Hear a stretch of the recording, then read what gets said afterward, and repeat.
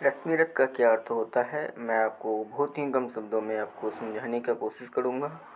तो कथा वस्तु, ये जो रश्मि रथ है इसके लेखक पहले जान लीजिए। रश्मि रथ के लेखक हैं रामधारी सिंह दिनकर। बिहार के प्रसिद्ध कवि हुए, राष्ट्रीय कवि के नाम से भी जानते हैं रामधारी सिंह दिनकर। उसने रश्मि रथ के बारे में लिखा है। तो उसका अर्थ होता है, रश्मि रथ का अर्थ होता है वह व्यक्ति जिसका रथ रश्मि अर्थात सूर्य की किरणों का हो।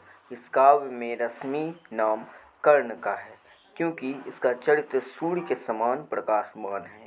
यानी ये जो रश्मि का अर्थ बताया गया है किरणों के समान, समझ गए ना आप। तो रश्मि रथी का अर्थ है सूर्य के किरण की तेज की तरह, जिसका तेज हो उसको कहा गया है रश्मि रथी। तो कर्ण का तुल्य किया गया है रश्मि रथी से। तो कर्ण महाभारत महाकाव्य का अत्यंत यशस्वी पात्र है। उनका जन्म पांडवों की माता कुंती के गर्भ से उस समय हुआ था जब कुंती अविवाहित थी। यानी माता कुंती का जो प्रथम पुत्र था कर्ण था, लेकिन उनका जन्म यानी विवाह से पहले हुआ था, इसीलिए उनको माता कुंती ने अपने ऊपर लगे लांछन के कारण जो है वो गंगा नदी में बहा दिया था। अतएव कुंती ने कुल लज्जा से बचने के लिए अपना नवजात शिशु को एक मंजूषा में बंद करके नदी में बहा दिया।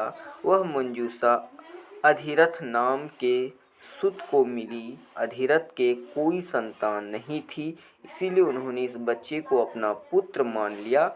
उनकी धर्म पत्नी का नाम राधा था। राधा से लालित होने के कारण ही कर्ण का एक नाम राधेय भी है, इसलिए राधेय कर्ण बोलते हैं उसको। कौरव पांडव का वंश परिचय यह है कि दोनों महाराज शांतनु के कुल में उत्पन्न हुए। शांतनु से कई पीढ़ी ऊपर महाराज कुरु हुए थे, इसीलिए कौरव पांडव दोनों कुरुवंशी कहलाए थे। शांतनु का विवाह गंगा जी से हुआ था, जिनके कुमार देवदत्त उत्पन्न हुए। यही देवदत्त भीष्म कहलाए क्योंकि चढ़ती जवानी में ही इन्होंने आजीवन ब्रह्मचारी रहने की भीष्म तथा भयानक प्रतिज्ञा की थी। महाराज शांतनु ने निषाद कन्या सत्यवती से भी विवाह किया था, जिससे उन्हें चित्रांगद और विचित्रवीर्य दो पुत्र हुए। चित्रांगद कुमारावस्था में ही एक युद्ध में मारे गए। विचित्रवीर्य के अंबिका और अम्बालिका नाम की दो पत्नियां थीं, किंतु क्षय रोग हो जाने के कारण विचित्रवीर्य भी निसंतान ही मरे।